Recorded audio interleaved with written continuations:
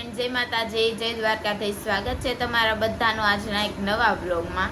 તો જો આજે હું ઘરે છું.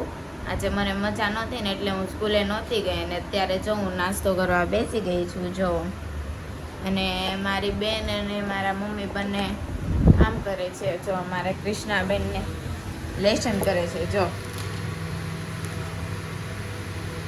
કેટલા દિવસ પછી આજ લેસન કર્યું છે, બાકી લેસન જ નથી કરતી. જો અને આ બાજુ જો મારા મમ્મી કપડાં ધોવે છે. ચાલો પૂછ્યું શું લેસન આપ્યું છે? 1 થી 20 ઘડિયા 2 વાર લખવા માંડ ફટાફટ. તો ચાલો હવે લેસન તો કાંઈ કરશે નહીં, માર પાસે જ કરાવશે, પણ હું કરી દેવાની નથી એને. કાંઈ નહીં, ચાલો આપણે નાસ્તો કરી લઈએ અને પછી આપણે તમને મળીએ. બન્યા રહેજો આગળના બ્લોગમાં. એમ તો જો કામ કરીને ફ્રી થઈ ગયા છે ને આ બાજુ જો મારા મમ્મીએ રસોઈ બનાવી નાખી છે. શું બનાવ્યું છે મમ્મી? રસોઈમાં બનાવ્યું છે કારેલાનું શાક અને રોટલા, ઠંડી ઠંડી છાશ, પાપડ, કેરી. આ બાજુ જો મારા પપ્પા આવી પણ ગયા છે ને જો બની પણ ગયું છે કારેલાનું શાક, મારા પપ્પાનું ફેવરેટ.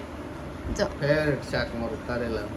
આપણને નથી ભાવતો એટલે આપણે કાંઈ જમવાનું નથી, એ બે જમી લેશે. અને ક્રિશુબેન અમારા વયા ગયા છે સ્કૂલે ભણવા. તો ચાલો એ બધા જમી લે પછી આપણે મળીએ. આપણે નથી જમવાનું. ફ્રેન્ડ તો જો કામ કરીને ફ્રી થયા ને ત્યાં જો ઋષિતા માસી બેસવા આવી ગયા છે. જો ઋષિતા માસી ને વરણી જો ફોન જોવે છે ને આમ જો બે ફ્રેન્ડો જો એ બે ગયું છે. બે જો એક વાતું કરે છે. શેની વાતું કરો છો? મુંબઈ જવાની વાતું કરે છે. બધા જઈ આવ્યા છે, હું એકલી જ બાકી છું જવામાં. મને કોઈ નથી લઈ જતું. જો આ વરણી એક બાકી છે.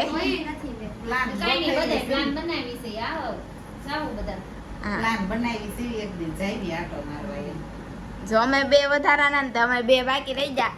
બાકીની બે નાનું છે ને જઈ આવ્યું છે ને આ બધા જઈ આવ્યા છે. વરણી આપણો બે નો વારો છે.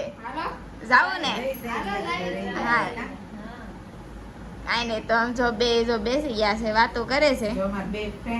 આમ જો પરસી જો મુંબઈ થી લાવ. આમ જો બે ના પરસે હરખામ જો. આમ જો જયશ્રી માસી આવો આ બાજુ. હા લે ભાઈ આવો ને.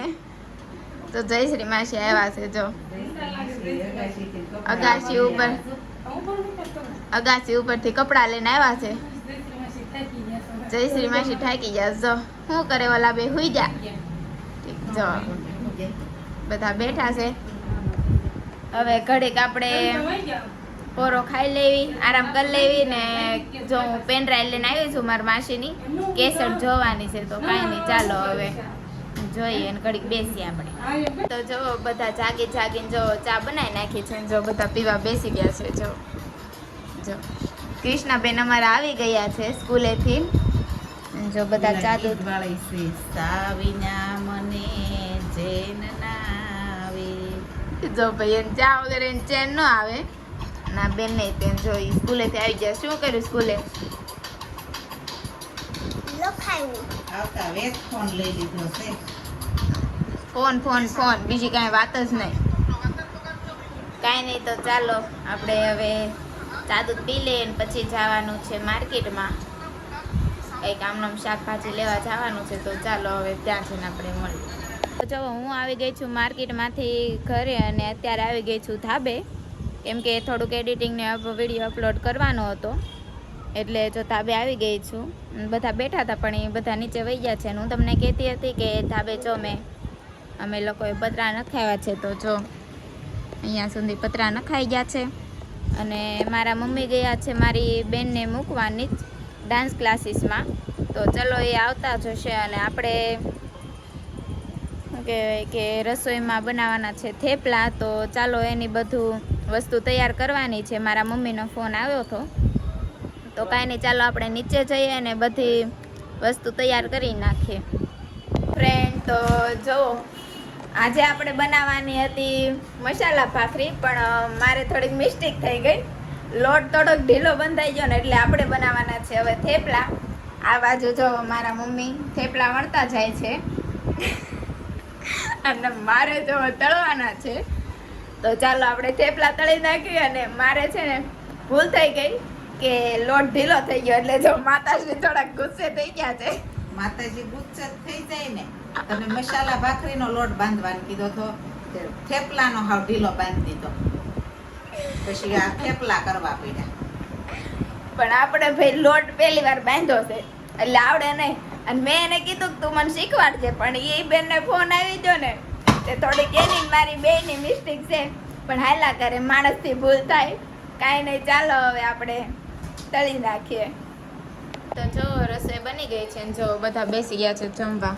જો અમારા કૃષ્ણાબેન આવી ગયા છે. જો બધા બેસી ગયા છે જમવા. ચાલો તમે પણ લોકો થેપલા ખાવા. તો ચાલો હવે જમીન મળીએ આપણે ફ્રેન્ડ. તો જો હવે સુવાનો સમય આપણો થઈ ગયો છે, વાગી ગયા છે 12. હવે આપણે સૂઈ જઈશું. જો તમને મારો બ્લોગ ગમ્યો હોય તો લાઈક, શેર અને સબસ્ક્રાઈબ કરવાનું ભૂલતા નહીં. મળીએ આપણે બીજા બ્લોગમાં. ત્યાં સુધી જય માતાજી, જય દ્વારકાધીશ.